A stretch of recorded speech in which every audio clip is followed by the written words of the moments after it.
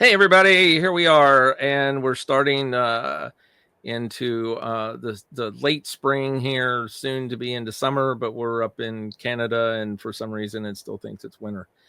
So we're going back and forth. The trees are budding, so that's nice.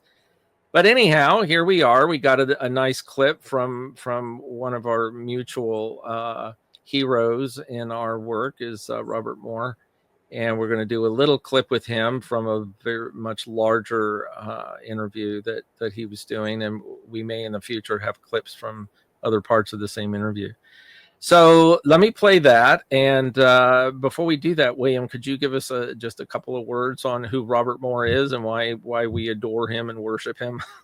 Why he's one of in the pantheon of our spiritual mothers and fathers.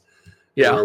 In the podcast. Yeah. So he was a neo-Jungian psychotherapist out of Chicago. He actually used to teach comparative psychotherapies, which I think, because I think every clinician should know how to turn the diamond and see it from every different angle. Yeah. He also got his start deprogramming people who were in high control groups and cults, which is also a perfect metaphor, because this is the work that we do, really deprogram people from the cult of self and the cult of the culture. And, absolutely. But he was a great explicator and synthesizer of Jungian ideas. So he's neo-Jungian.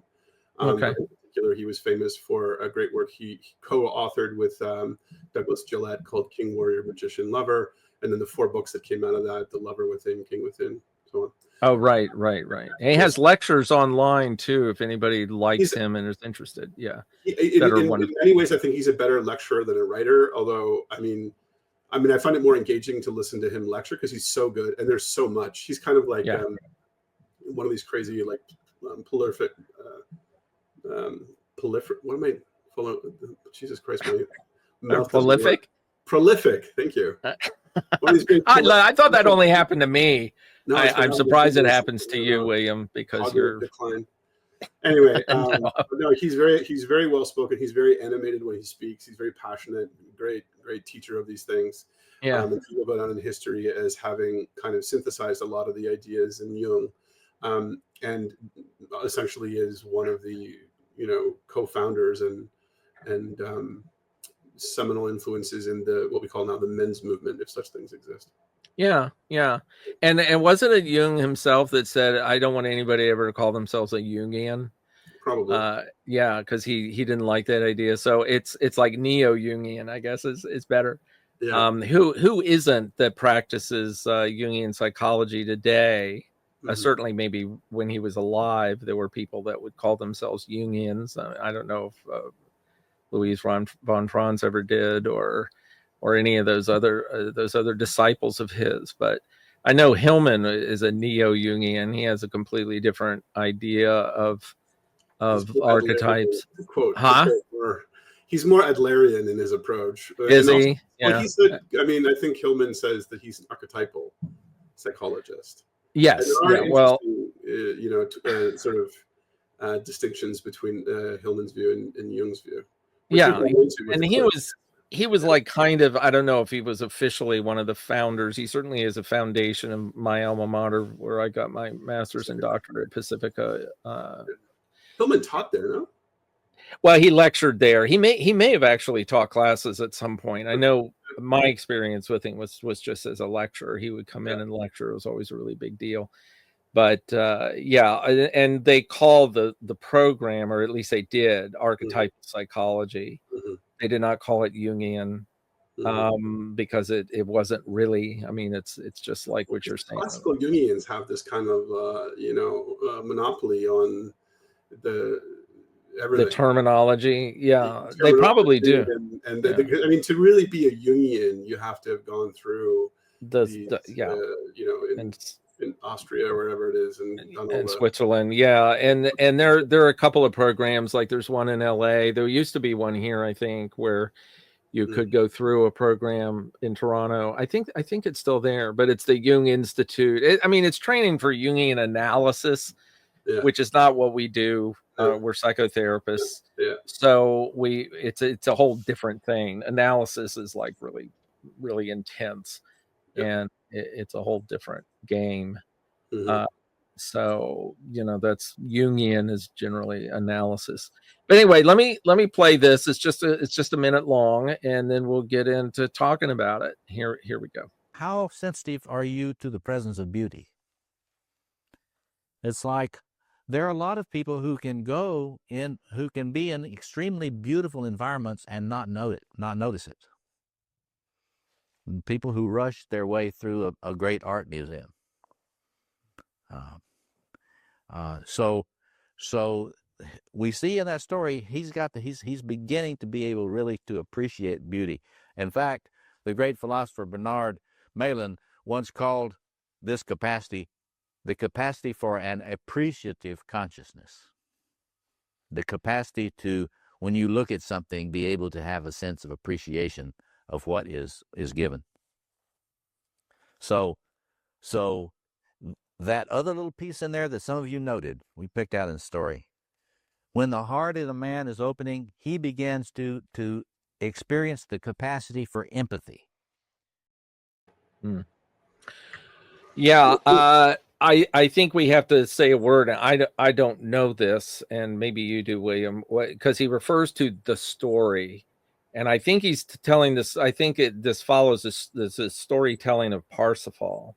Correct. The fish. Okay, so is that your impression as well? Because he mentions Parsifal later on in the discussion. Now that I remember.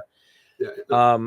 Do you think we need to say anything about Parsifal and the story of Parsifal in this? Because that would take a long time. Yeah, this is this is a clip that came from a talk that he gave that was filmed, that was released on the internet. I don't know, very recently, but I think less than a year ago, maybe.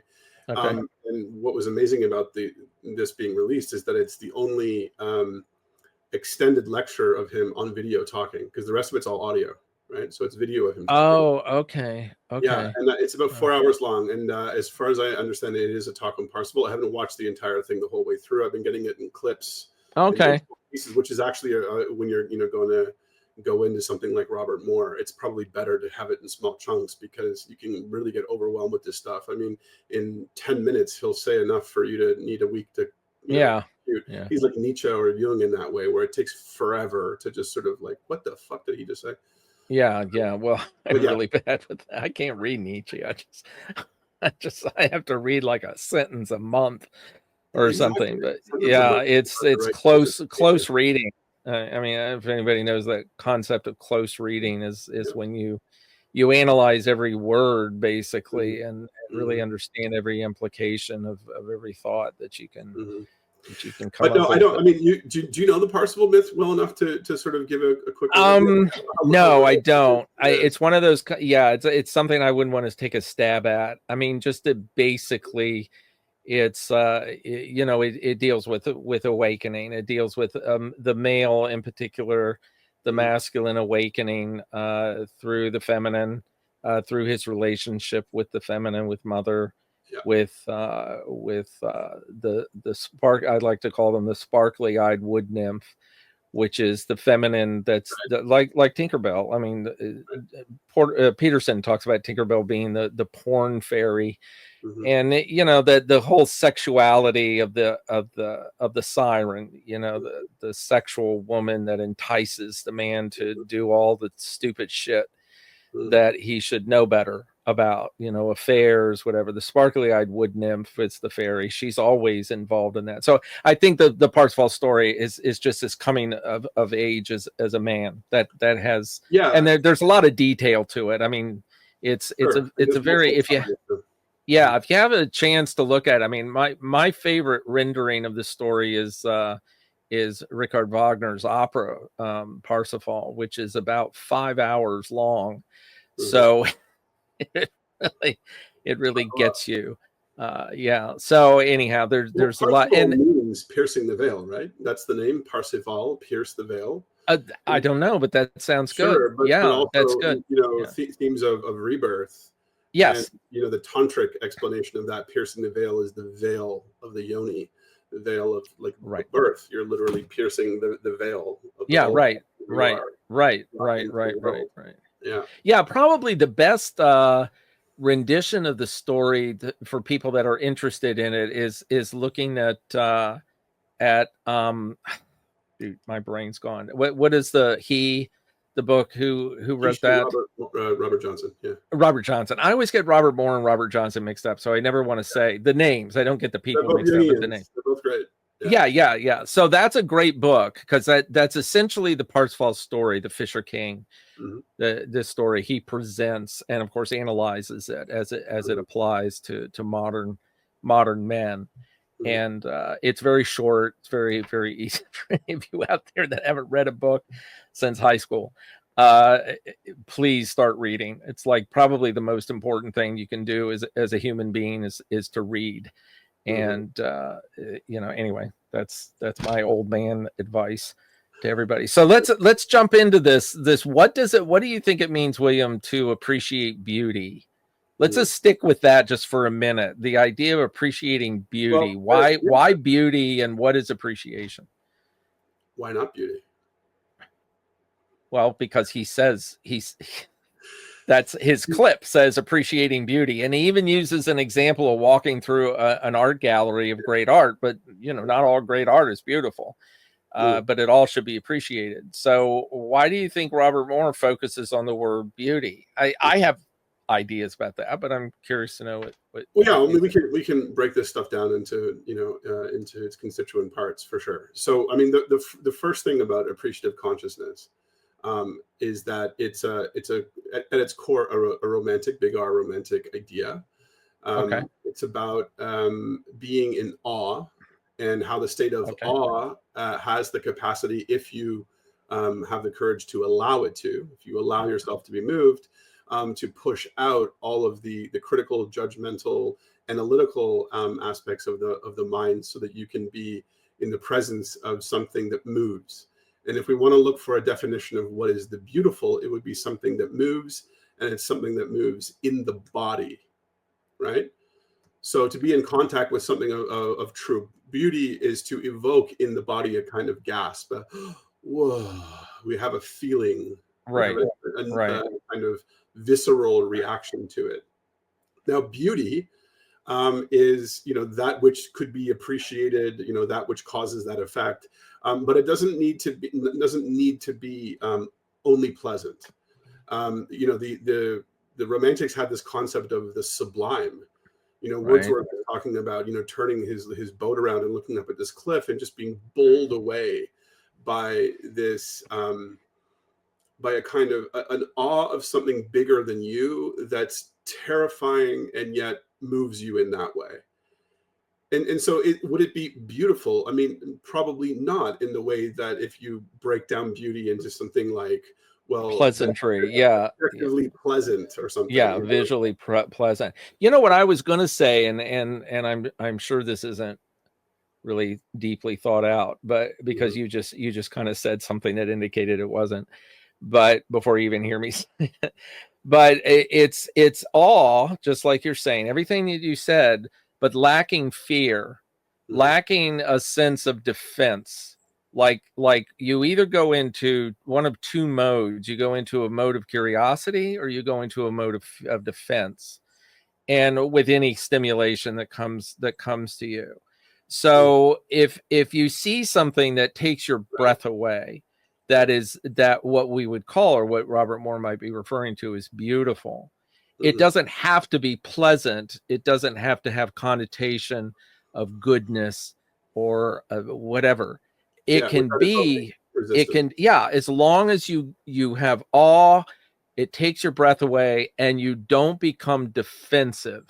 Now, you might be able to really criticize that idea, but I'm trying to reduce it down. It just, I can't think of anything that I would consider. Like, I could go into an art gallery and see a really horrific painting that's really dark and ugly. And if it's depicting something that's very specific, like somebody having their head chopped off or some beast with giant teeth or whatever, I don't know if I would say that's beautiful, because I may, because of the imagery and what it's depicting, get a sense of fear and a sense of defensiveness to it.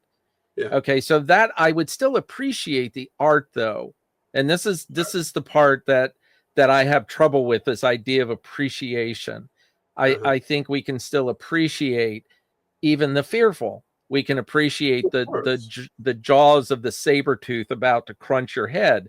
There is a, just like what you're saying, appreciation is something that moves you. But also the artist draws it out. Caravaggio, when he's depicting, Judith in the head of Holofernes, it's in the chiaroscuro. It's in the way he paints it.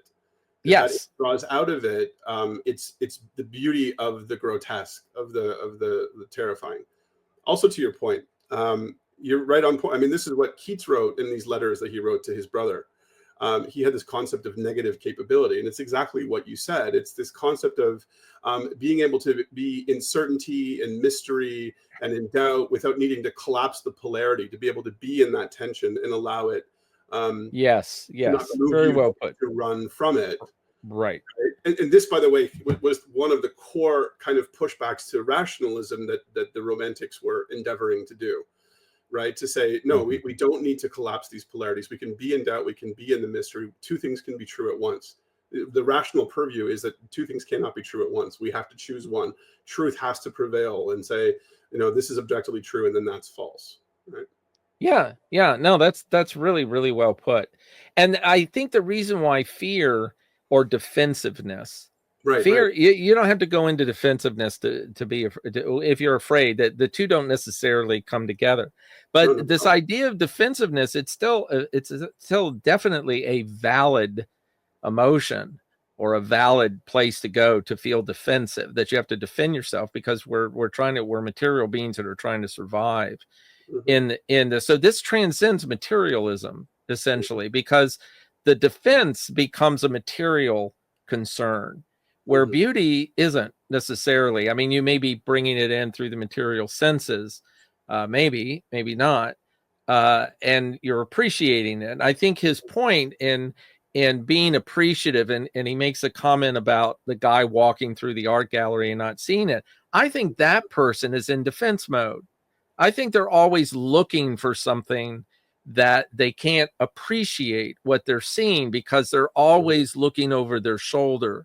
They're always waiting for something to come they need to defend themselves from. And this, and this may be the male thing he's talking about, that men have to come into an appreciation, and later on in the clip he correlates that with empathy, and that's really the only capacity for empathy, is when you're not defensive, when you can actually let yourself go into someone else's trauma or go into someone else's experience and take it in. You can't be defensive about, no, I don't want that. I don't want that at all. And that's that's the core of psychotherapy. Exactly. And in particular, if you look at like the work of Donald Kalshed, right, Trauma in the Soul, it's about the function of the psychotherapist as psychopomp.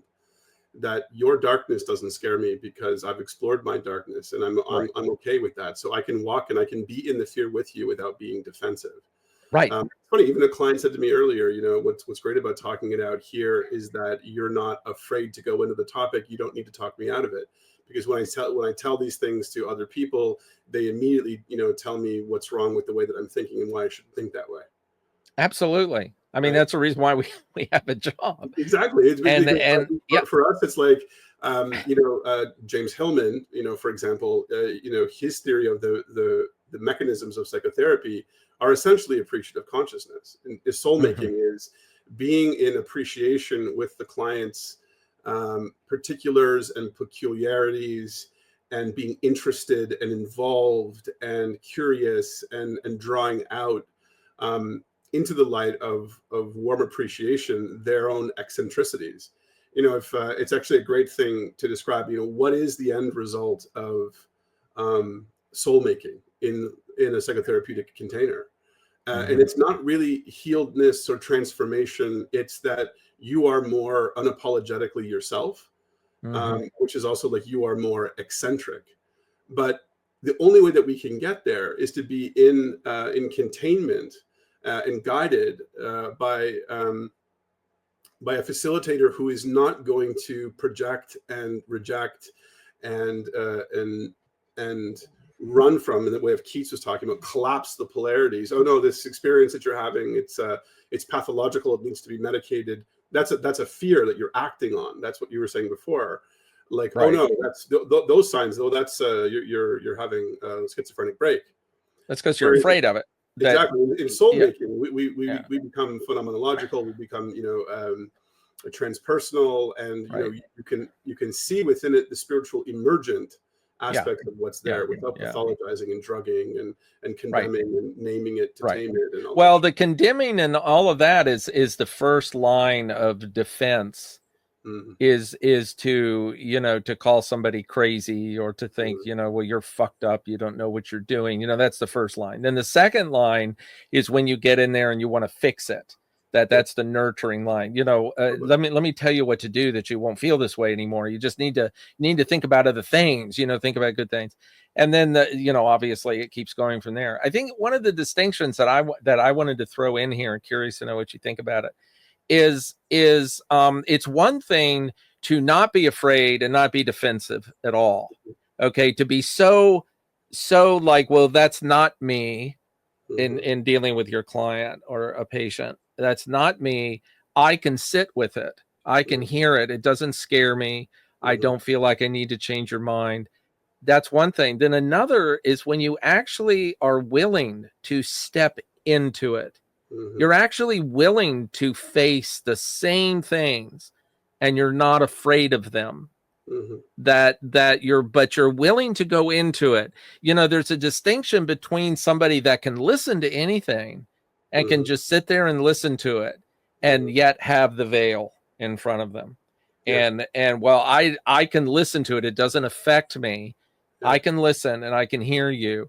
And then the other is the true therapist is one that can actually go into the tunnel, go into the dragon's lair with them. But it's not that it doesn't affect you. It does affect you. It does. It has to. You're absolutely right. You have to allow yourself to be moved, but you also have to say that I can park that to one side and be with you.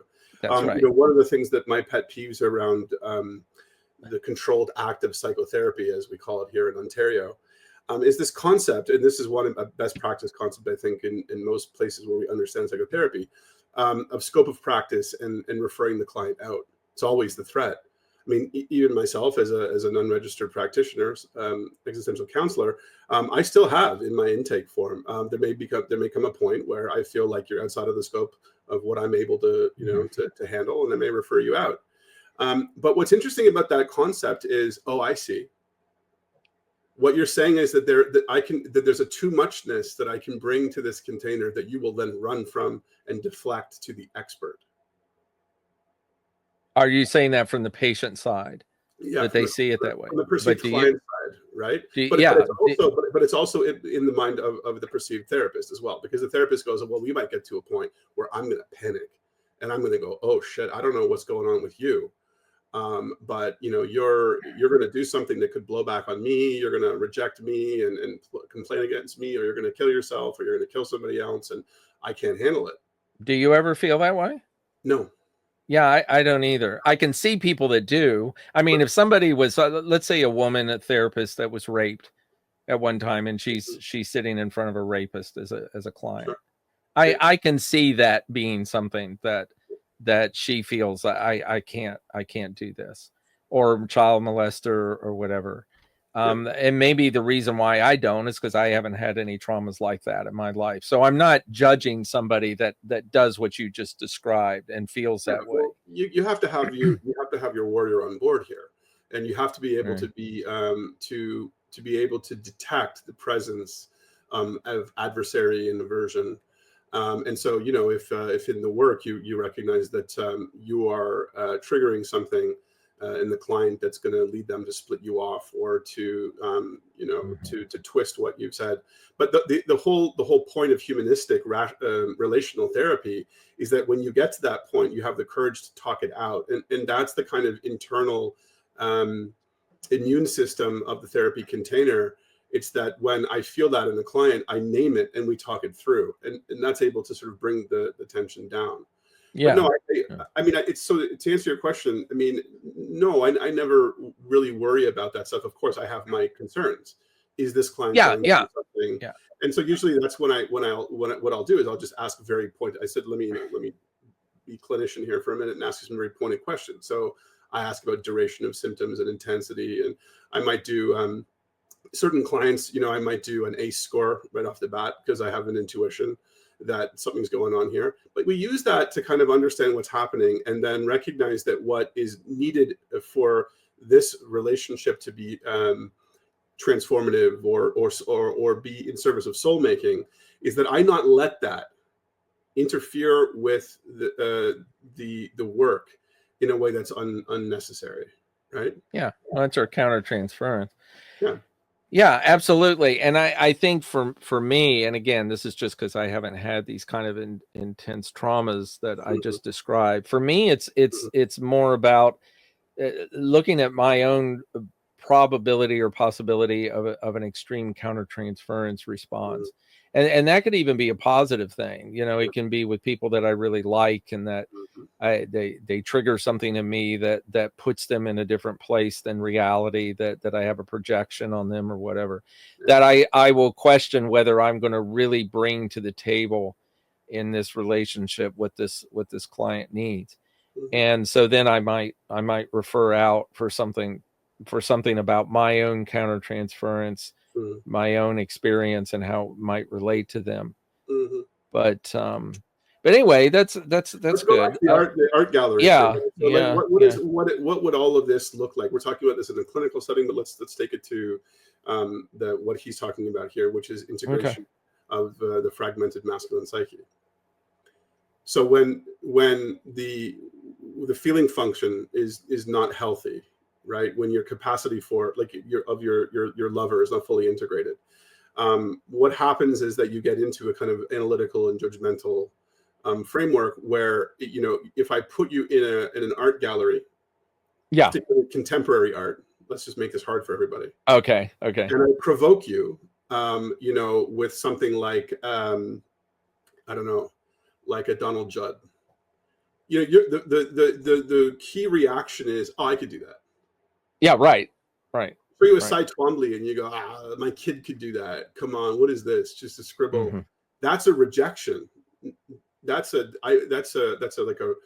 want to destroy you. It's an envy. What the fuck is this thing doing here? How is this thing venerated? How is this thing in this place of worship? How is this valued at $30 million? My child could do it. When that comes on board in the context of witnessing something like a Cy Twombly, you immediately miss the fucking point. Yeah, right. You immediately are killing the beauty that's right in front of you. Right. And maybe not even beauty, maybe the awe, maybe the ability to be moved, the ability to be provoked in a visceral way. The great thing about art galleries is that they are about evoking a visceral response. That's why they're like clinically clear. Because the thing needs to pop. Yeah. It needs to like fucking scare you. You need to turn a corner in a gallery and stand in front of it and go, holy fuck. Yeah. You can't do that when the space is maximalized and filled. There's certain galleries, that are kind of like the Frick in New York, where the art's within the kind of context of a beautiful home. And it's like, wow, isn't this a beautiful place that I'm going to have to leave, and therefore I can sort of take it in for now, but really, ultimately, I'm going to have to leave it and not be able to sort of appreciate it. Boy, I wish I could live in that house. But you see how that's like that the kind of context for you to not really be moved as well by it. So right. Yeah, and so what the healthy function of lover consciousness is to be able to put aside, like Keats was saying, not be moved to immediately react with judgment and analysis, and be able to see the thing as it is, without story. When we're working somatically, and if I'm working like with active imagination, or with those kind of things, right? The simple phrase that I use over and over again is all sensation and no story, all image and no story. Just stay with the image. That's a very Hillman thing. Right. Well, there was this, I had this dream of this fucking spider, and they want to analyze the spider, and you say, well, stop, be with the spider, stay with it. All image and no story. Tell me what it looks like. What does it feel like to bear witness to the spider? right? And suddenly, well, it has these details, and it's good, it's this and it's that, and I make this lateral connection, and then we're drawing out of it what the image wants as opposed to what we put on it. So you see in that moment with like a Cy Twombly, you're putting something on it. Oh, of You're course. exposing Yeah. yourself. Even with analysis, I mean, I'm a great lover of criticism and analysis and of breakdown, but you don't bring that into the art gallery. What you bring into the art gallery is your heart and your body. You analyze later. Go back late. Go back. Often when I go to a great show, like I want to see it twice. One, I want it to hit me. Second, I want to like, what the fuck hit me, and maybe develop a hypothesis. This is like a close reading, like you were saying before. We were taught. Yeah. 3 times. One, to let it move you. Two, to see what was moving you, and three, to analyze it. Let me go back and just throw my 2 cents in on the whole I could do that. Yeah, which is such a common thing. It's funny how self-degrading that is. Because what they're basically saying is that shit, I could do that. I can create shit like that because I'm not an artist. I'm not capable of creating something. And you go, well, what's there, what makes that in the art gallery, why that's in the art gallery is because there's something in there that you can't recognize because you're thinking you could do it. Well, why don't you do it? Go out there and paint your squiggle and let's see what happens with that. Maybe something from your soul will get on the canvas with the squiggle, and that's what people will recognize. And you'll be a famous artist because your squiggle actually evokes soul and because now you're provoking the narcissistic inflation, right? You're going to burst that bubble. Well, if you're thinking in those terms, yeah, but I'm just saying it's like the kind of art that you see that doesn't take years, or doesn't seem to, okay, I'll put that, doesn't seem to take years and years and years of technical discipline, of learning how to move your hand a particular way to get the shade just right and to get the hair to look like a hair. If you're trying, that doesn't take those years of discipline.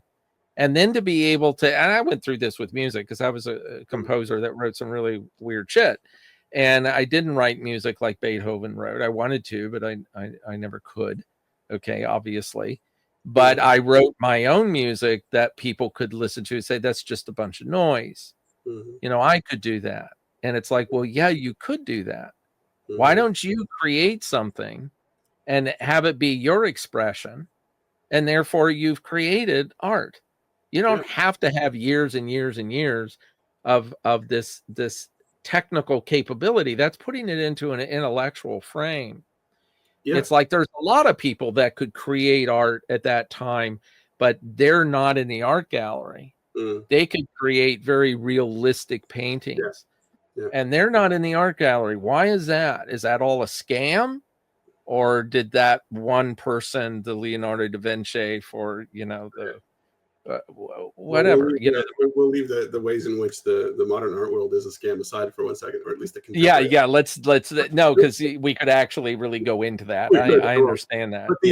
But no, the point you're making is a really good one. And when we're talking about being moved, I mean, isn't one of the great ways that we could be moved that you go and witness a great piece of art and go, oh, I could do that. He makes it look so simple. And then it provokes you to go out and actually be humbled by the process of making art. But it starts to flame in you. It reminds me a lot of of clients that want to become therapists. And I always think, well, I guess because you think I make it look so easy, right? You don't realize it's 20 years of hard work to get there. But regardless, but great, sure, go do it. Yeah. Do it. Let yourself be moved. Let yourself be moved in that direction. Absolutely. And that's where the appreciation of beauty comes in, because the man that walks through the art gallery and appreciates the beauty is more likely to be able to create something that also will be appreciated. Whose beauty will be appreciated. And that's we shouldn't get into this unless we want to do a completely separate podcast on this, but this is where the whole AI thing comes in. It's like AI, even if it looks beautiful, is not created by humans. Therefore, it lacks soul. Totally. And you can recognize that if you were fed on it 24/7, you would eventually recognize it, not necessarily by your visual recognition, but you would recognize it within your body. You would start to collapse. I mean, I think everyone does. I mean, I think AI, one of the reasons that I really hate AI generated images. Yeah. Now, I mean, I was intrigued. People will Yeah, go sure. on Oh yeah, yeah. But now I see, like, a podcast, for example, will create a kind of an image, and I'm like immediately viscerally struck by its void of soul. And it's like, Good for you. I just feel it. And I'm like, this is cool looking and interesting and sort of, well, Right. I don't know. Right. But it's just, I have a visceral reaction to it. Now, maybe it's because I know it's AI and I'm projecting my own fears of its soullessness and whatever onto it. But I don't know. I think there's just something about the quality of it. It's just eerily dead. I think that you can definitely, I don't know if very many people can do that at this point. Yeah. The fact that you can says a lot. And I don't know if it has to be something to verify what we're talking about. I don't think it has to be something that anybody can recognize. Like if you took a real painting and then an AI painting and said, okay, can you tell the difference? And if the person can't, or picks the wrong one, that doesn't prove your point that the AI is okay. You're right. Like, for example, if you were to take, like, you tell AI and say, recreate a Frank Stella that's never been made before, and you put it amongst 3 other original Frank Stellas digitally on the phone, no one could probably tell the difference. Maybe not. However, what I think, though, is that if you truly have a feeling function that's working deeply in the way that Robert Moore is, if you truly have integrated the lover, if you truly are invested in the project of soul making, you could walk into a gallery of Frank Stellas and come across one and go, huh. Yeah, that's exactly what I'm saying. You just worded it really well. You might not say it's AI, but you go, that one just didn't move me. The rest of them did. It's interesting. Yeah, I mean, what you're saying is interesting, because I just watched a YouTube thing of a guy saying, okay, pick the real piece of music written by a real composer as opposed to the AI, and he'd play 2 pieces, and you would have to pick one or the other. And I got it wrong a couple of times, and yet, if I will bet you money, if you put 6 pieces and had one AI out of the 6, or maybe out of the 6, 5 were AI, and there was one good one. And you ask the person, don't pick the AI one, but pick your favorite piece, the piece that moves you the most, just like you're saying in the art gallery. I think if somebody has a fully integrated lover, all the things that we're saying, the criteria, they would not pick the AI piece. Totally. And look, AI could never reproduce Tracy Emin. You can't. Because the thing about the work of Tracy Emin is that she made it, and the first thing that people react to is, who the fuck made this? What? Whose menstrual blood is smeared on this tent? Whose boyfriends' names are written here? Because the reaction for her and her rise to fame was always about, who the fuck are you? The negatives were, who the fuck are you? And the positives were, whoa, who are you that you create this work? So if you took exactly the same concept and recreated it, and sort of within this sort of bound infinitive of this idea of transgression and feminism and whatever, and created some other artist, it would be meaningless, because no one created it. Exactly. But you would think equally so of, like, a Frank Stella, because minimalists and like a Saul Lewitt or something, which seems so. But you didn't, though. You didn't. And there's nothing behind it. And weirdly, the reason that a Frank Stella or a Donald Judd or whatever that's so minimalist and plain, the reason that it resonates is because it's his soul speaking to you through the work, even in its minimalism and its aversion and pushing away of the aesthetic. Yeah. I mean, I've always said that art, you can't have computer generated art, because then it's not art. That art is an expression of a human being. I mean, you could argue the definition of the word art, whatever, but it's like there's no comparison between the two, because no matter how good AI art looks, it's Mm-hmm. still not human created. So therefore, it's not art, Well, or it's not music. I suppose, but it's to what extent the computer is an instrument for the artist rather than the artist as an instrument for the computer. Like you know, you can say like, and this is kind of really the core of contemporary art. Take someone like Namjoon Payak. You know, oh, a TV screen that's glitching isn't art. Well, it is if he says it is. It is if True. he makes it glitch in the way that he wants to make it glitch, and if he Yeah, puts it in I a wouldn't context argue with where it's that. not. Yeah. But you can see that his hand is there, Right. right? Right. That Right. that it's moving through, that his soul is moving through the glitch of the TV to Right. resonate with your soul. Right. But if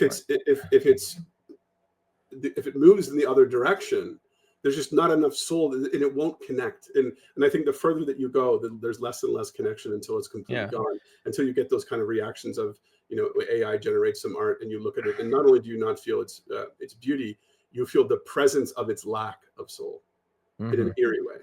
And if we reach a point in humanity where people don't recognize that in any way at all, then we're done.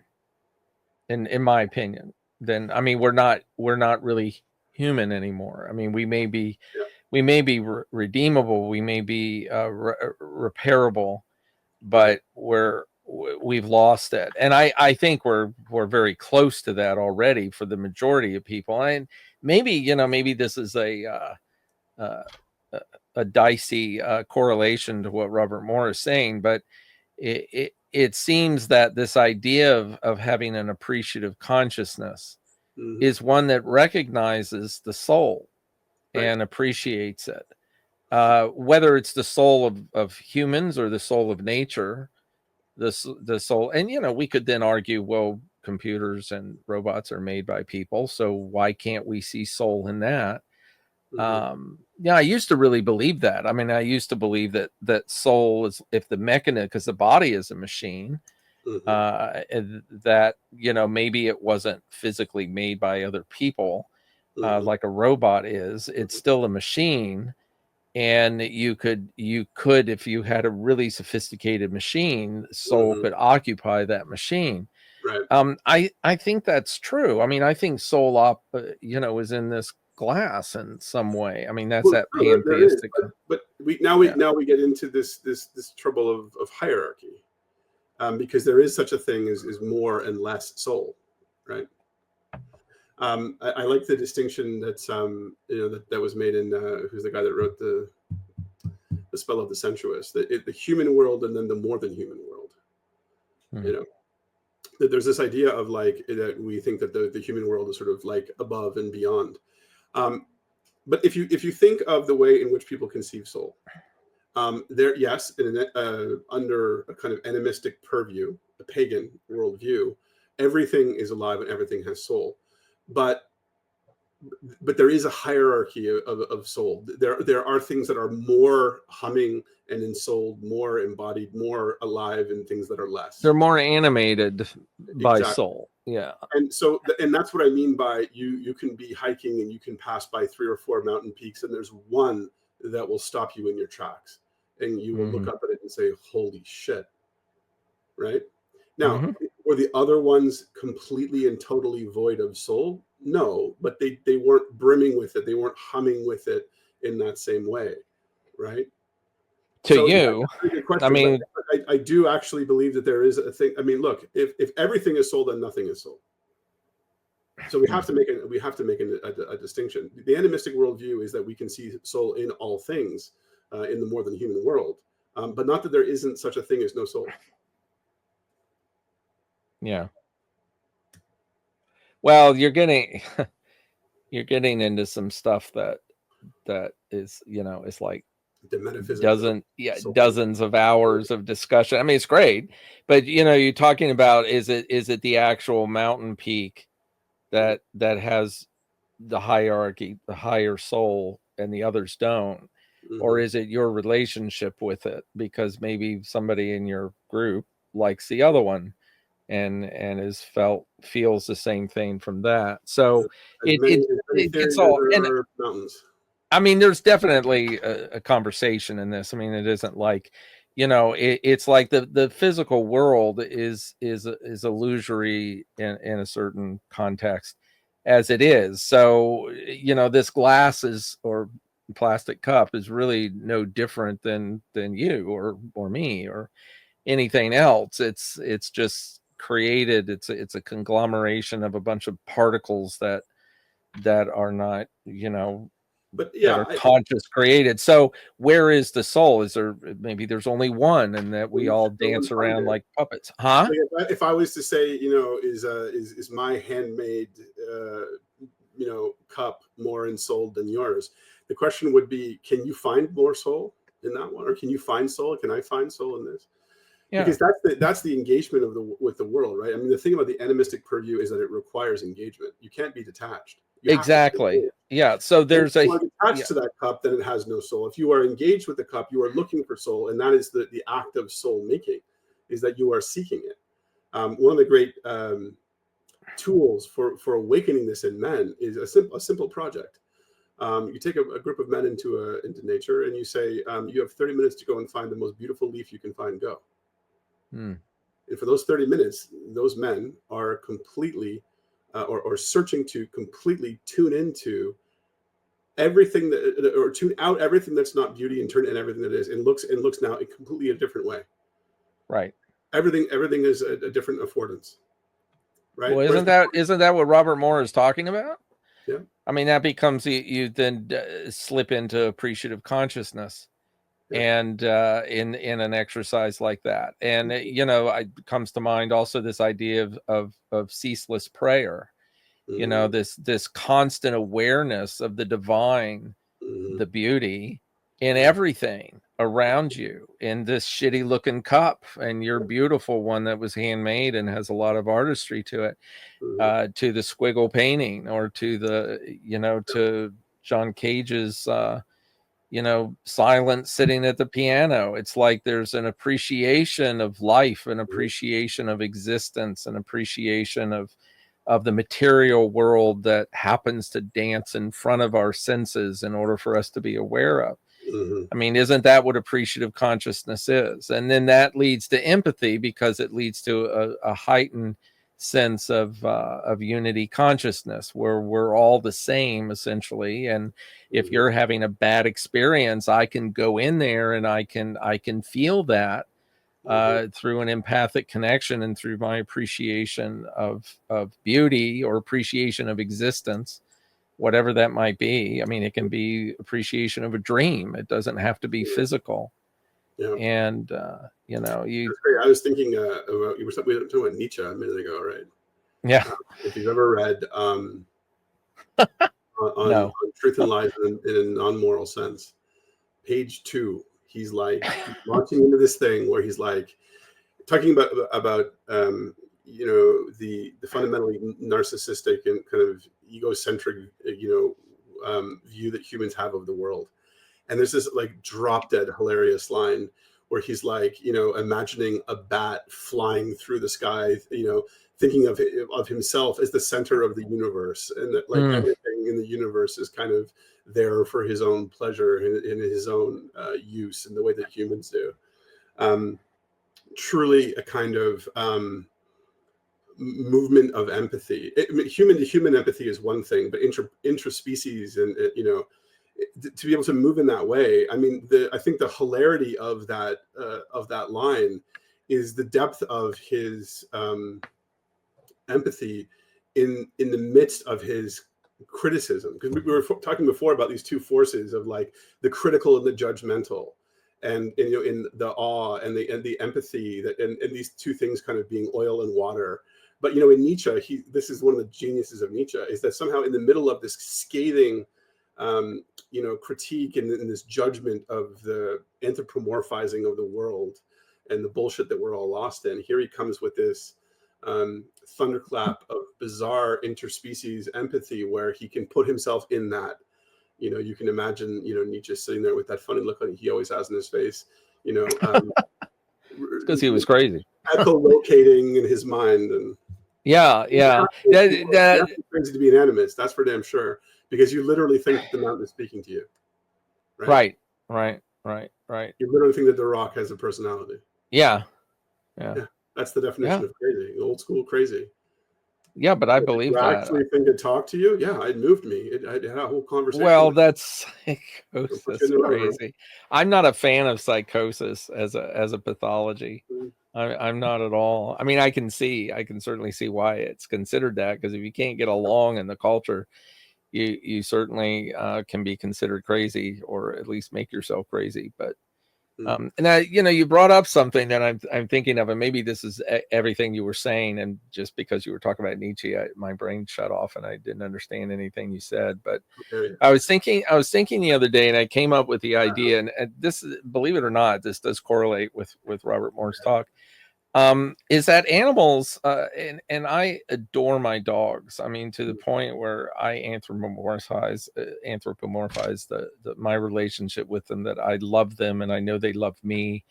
But I really wonder if are humans the only ones that really can truly empathize? Do we?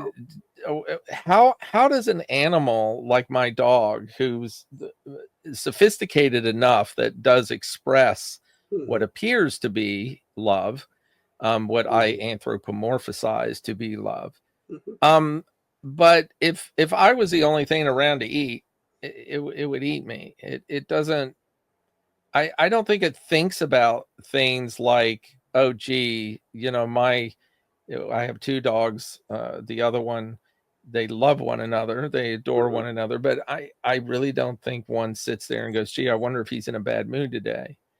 I mean, they'll see it as how it applies to them. Like if one of them is sick and the other can't play with them, then they appear like, oh, she's really sad because Daisy's sick. Right. And Jasmine's really sad. And that's, of course, our human bullshit, our anthropomorphizing. I mean, it could be, but I mean, I don't know. There are people that make the case of evidence of empathy in wolves, obviously in primates. There's plenty of evidence that there is a kind of something that could look like that. Of course, scientists fucking hate anthropomorphizing. Oh yeah, big time. Oh my God. They really they go after you. Don't you dare anthropomorphize. Don't you project your humanness onto this thing, which I find kind of silly. I mean, look, I get it within the purview of science. It makes sense that we have to retract our human projections, but our human projections on the animate world, it constitutes animism. Oh, of course it does. As far as what you just said, how you qualified, that's exactly right. As far as science is concerned, which is reductionist, the whole point of science is to come up with the truth about, which is a problem. Okay, that is a problem, but not necessarily in this case. But as we as humans relate to the world, absolutely. An animal is absolutely, there's no downside to it unless it's like, you choose. Well, I don't know if that's a downside. I swear, if somebody was out walking on the street, and walking across the street, and my dog was walking across the street and a car was coming, I'd save the dog before I'd save them. There's no question in that. Now, if I knew them, if it was my wife, it's most because of that. I mean, it's really quite ironic. I mean, that's the whole John Wick thing. I didn't watch these movies, but apparently it's this killing rampage because the guy kills his dog. But I think it has to do with the fact that we recognize in an animal like a dog, its total lack of ego. Yes. And so it's a vessel for our projections, and it doesn't project back. And so they are the great saviors. I mean, why do you think ecotherapy is so powerful?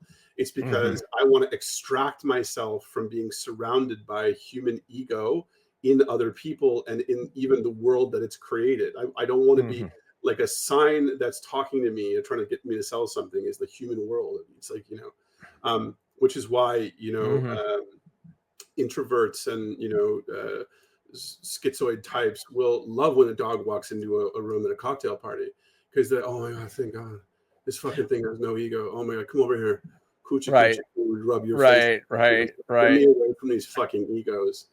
Yeah. It's not even just like other people. It's not even just the hell of other people in Sartre's terms. It's like, Mm-hmm.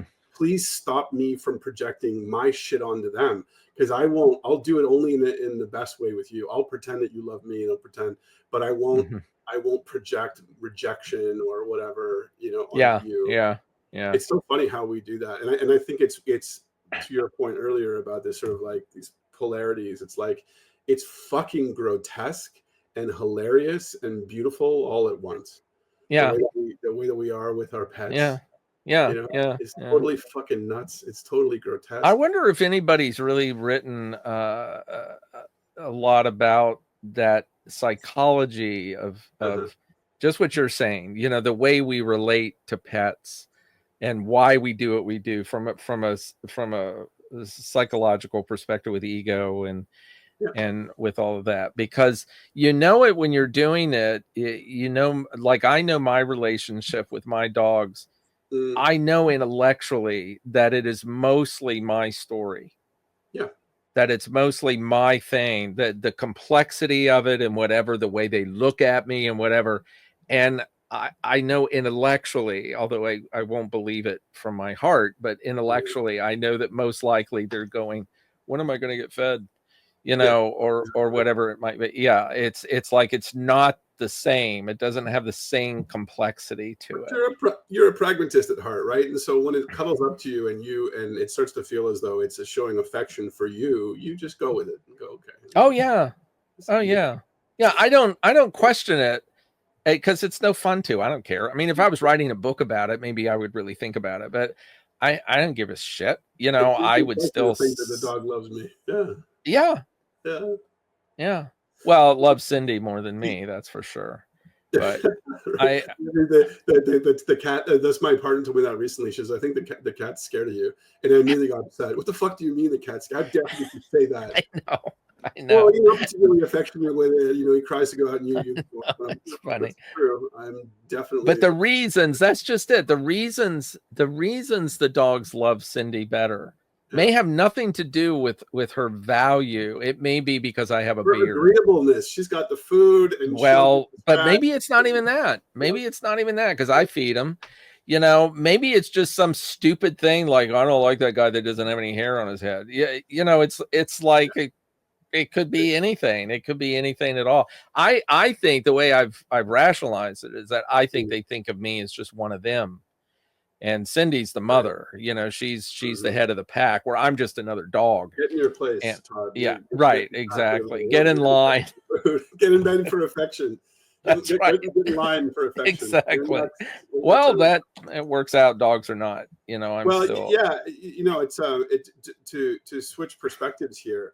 I took a really interesting course on interspecies communication Oh, with a really? shamanic practitioner in the UK, and it was really quite something. And I kind of came in with a little bit of skepticism, thinking, "This kind of bullshit. What do you mean? We have a conversation with a parrot." But because I knew the people that had recommended her, and because she had this kind of presence, I was able to drop in, and it was quite something. One of the things that struck me about it was that there are a large number of people who have the capacity, not identified as shaman, not even using that language, that just have this uncanny ability to tune into something, and part of it is not anthropomorphizing. To sort of go back and I agree. Yeah. Yeah. it's to have the capacity to see the world through their eyes and to feel Right. it in their skin Right. and to actually extract yourself from it, which is what makes it a shamanic act, is Right. to Right. retract the projection. So it's a very human thing, a very day world thing to coochie coochie coo with the dog. But Right. the elevation of the shaman is to leave behind self and to Right. be in that place of hollow bone and allow it to communicate through us and Yes. allow it to come through us. And I mean, essentially, that's the same thing that Hillman is talking about with the image, or that Alexander Lowen is talking about with the body. That we become vessels for. We are servants to the thing. Right. It's not what can that thing do for me, but what is it asking Right. of me? Right. When I'm using cards at the end of a session these days, one of the things that I've started doing that I find really interesting is rather than asking the client, what is that card communicating to you about what we've been talking about here today? I'll just say something like, what does that card want from you? Yes. Yes. You pull a card and you go, I can't place that in my story. It's like, no, of course you can't, because this card wants you. It wants you to embody it. It's reaching out over the divide. It's saying, I need you to embody me. I don't have the human body that you have. So this card is here for you to embody. Yes. Not because it's going to benefit you. Yeah.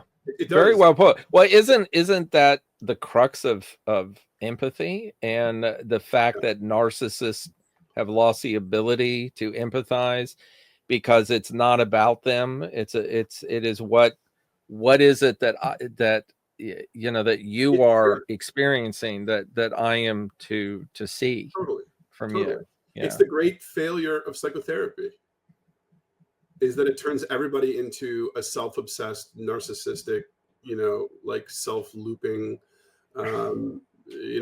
mess.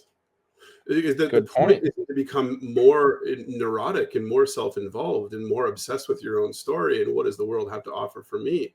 Mm-hmm. The missing step in medicalized psychotherapy of identify the cause and find a treatment is, what is the world asking of you? In existential counseling, people think, oh, I'm gonna talk about myself and I'll find what I want to do in life. Yeah. And the answer is almost always, no. It's about you being ready to answer the call out there for you. Oh, the world needs me to do that. Yes. Yeah. And the move is when I say, fine, I give myself to that. Fine. If the world needs me to do that, I give myself to that.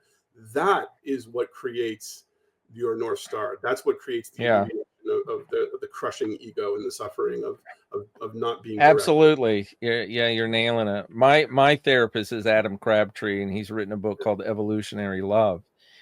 And it just really basically, he divides love into two basic spheres. One is eros love and the other is agape love. Mm-hmm. And the agape love loves with no expectation of return. Yeah. Okay, which I think is what Moore is saying about appreciation of beauty, that you appreciate it. You're not expecting it to give you anything back. You are just, it's a one-way street. Eros love is I will give you something if you give me something back. Now, in a relationship with another human being, you have to have both. In his treatise that he talks about this, if there's that there needs to be a bit of an imbalance where the agape love is a bit stronger than the eros love. So, but not a 50-50, not exactly, but a little more of that. But if it's the other way around, the whole thing will fall apart. Okay. But that's essentially what it sounds like, you're talking about here, this idea of empathy, awareness of other, and you there for them without expecting them to be there for you. That there isn't, whether it's a person or a thing or a piece of art or a dog or whatever, that is, and there's certain things it shouldn't be that way 100%. That you are in relationship, so you do get something, especially in a romantic relationship with another human being. Sure. But still, the idea of empathy, the idea that he's presenting with this appreciation of beauty, that essentially everything is beauty, everything that exists that comes into your senses is to be appreciated. Even death is to be appreciated. Even if you are being eaten by the tiger and providing a meal for the tiger in order to sustain itself so it can raise its cubs, that's beautiful. You are appreciating the beauty of existence. And because because an analysis is kind of violent and transactional.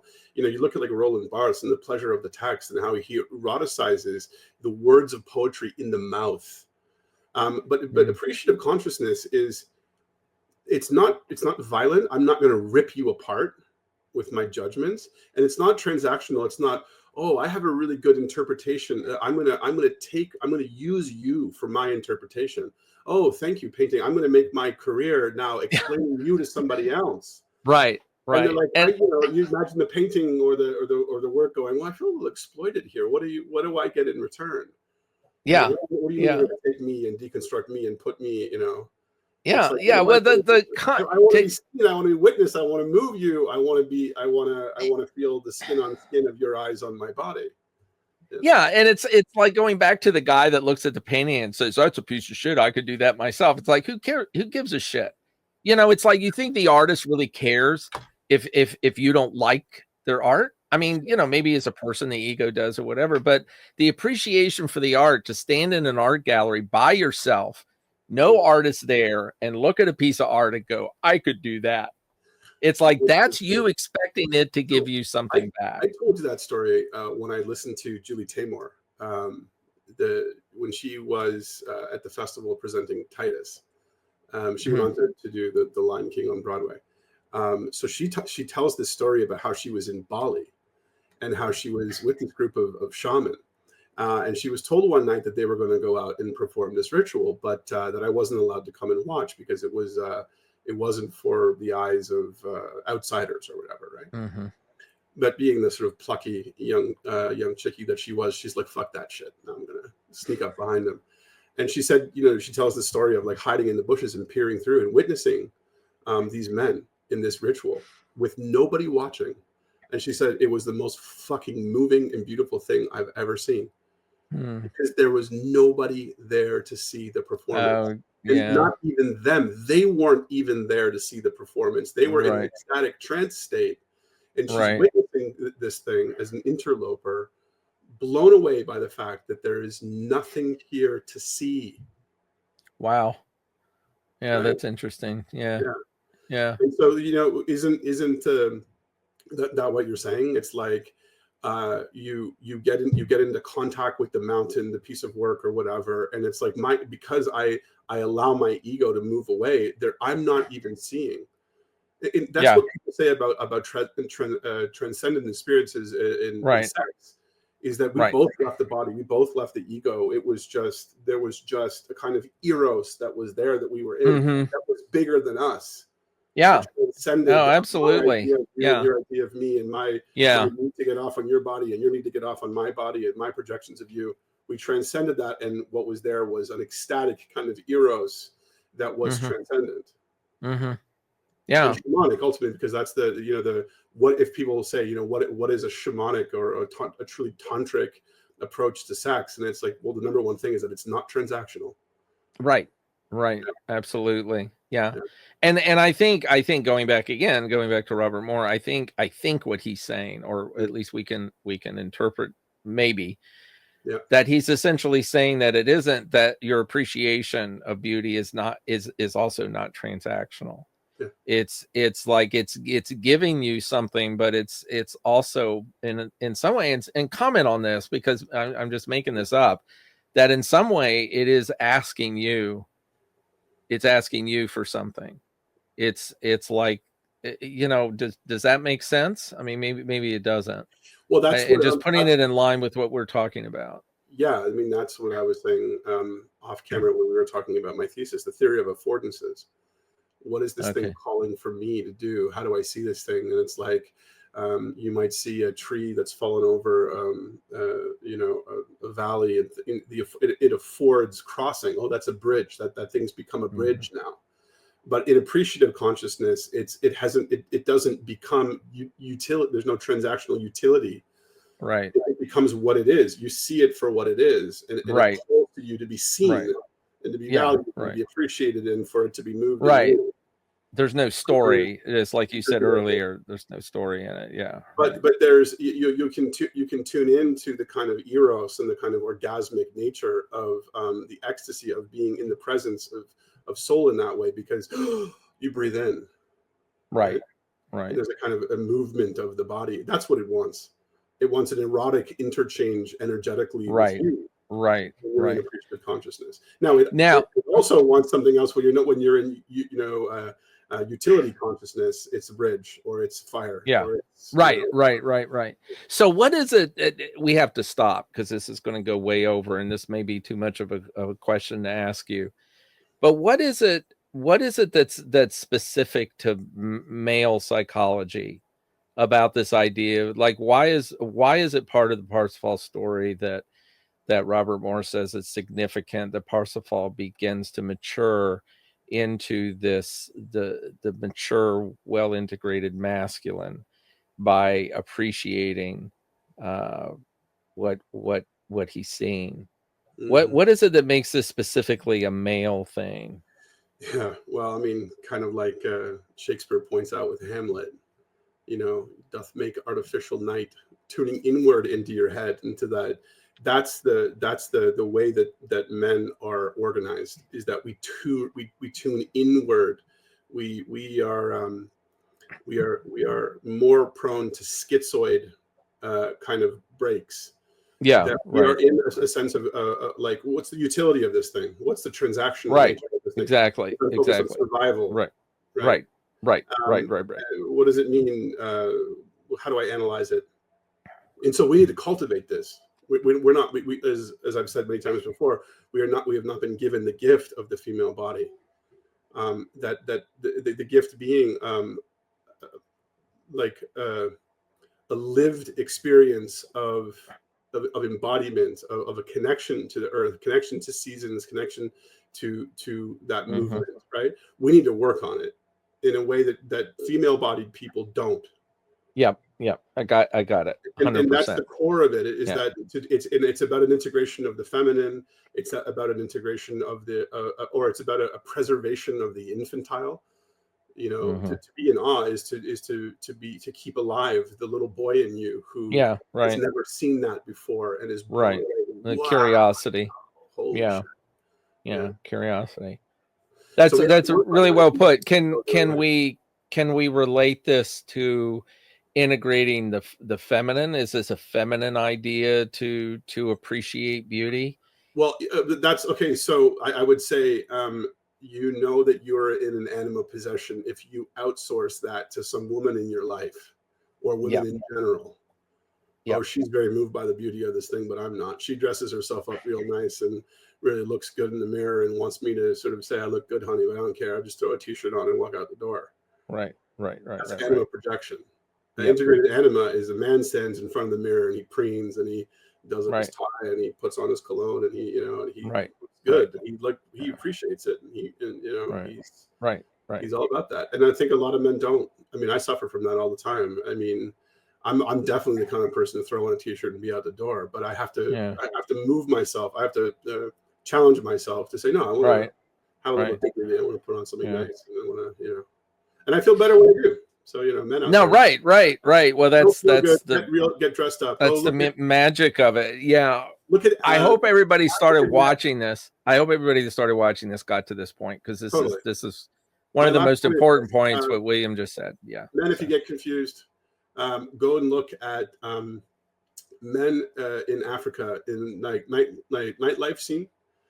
There's whole books, there's whole artists who do like portraits of these men. These are fucking men who know how to dress. They dress to the fucking nines. They're walking through some awful shanty town.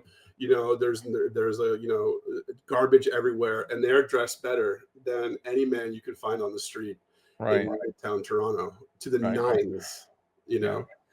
Jamaicans in Kingston, they had this whole tradition of like, walking out and just blowing everybody away with their beauty. And they put us to shame in the West. Oh, absolutely. And there's it's interesting. Yeah, it's interesting how these things collide with one another. Like the idea of the warrior. The warrior all through history has always been impeccably dressed.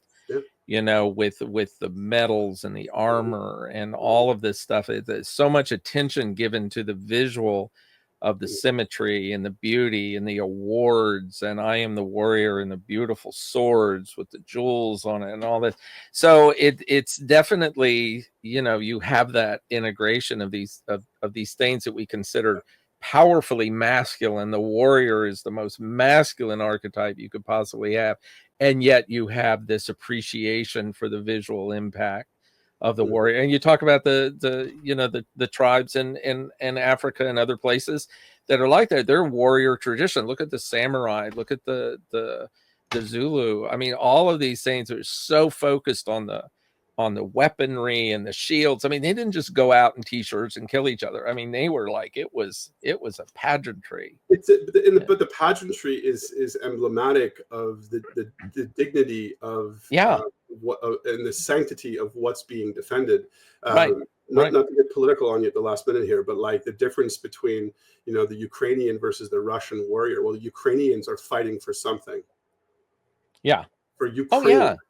Yeah. I think so. Like they're there. Like, hey, we're in what they're on the Russian side. They're throwing North Koreans and mercenaries and whatever these people. And this is one of the sort of, you know, the things about that war. People are, you know, but the idea being that like the regalia of the general of the warrior of all that shit is about the sanctity and the dignity of the body that they're defending. Yeah. Well, isn't this? I mean, war has turned into such an inhuman act now, you know, with people in Idaho running the joysticks to send the drones over to blow people up. I mean, you know, we just completely pull the human soul out of it. Totally. And it no longer has any purpose at all except just fucking destruction. Wouldn't it be great if war just was somehow fundamentally not human? That'd be great. Yeah. Unfortunately, it's probably one of the most human things that are out there. I know. Wait, who was it? And you would probably know this. There was some writer or philosopher or whatever that said that the worst thing that could happen to humans is to eliminate war. Do you know who said that? So it was like in the worst thing for our lives meaning is either Chris Hedges or Sebastian Junger. Now, this was a while ago. But these not contemporary people. But yeah, I mean, 18th century, I think 18th or 19th. Somewhere around there. I'll have to look it up. Yeah, but there's lots of great writing on that. There's also, I mean, if you look at like Jonathan Shea's work on Achilles in Vietnam, and he talks about you know, how meaningful war was to these lost men, and how their war gave them meaning. And then they go back to America after Vietnam, and they're confronted with meaninglessness, and they're in line with PTSD. Yeah. Oh, absolutely. I mean, look at Hurt Locker, or you know, I mean, just it's a very with moral injury constitutes the PTSD. Right. Yeah. Okay, guys, we're gonna wrap it up, and I thought that was great, and thank you for liked everybody's input, so thank you. Please leave us comments and tell us what we're doing right, what we're doing wrong, and if anybody wants to get in touch with us, just go. You see our website's down there, and just go there and find the email address, which is prominent, and if you want to contact us, that's the best way to do it. So we will see you next week. You have anything to say? Okay, you take care, everybody, and we'll see you when we see you.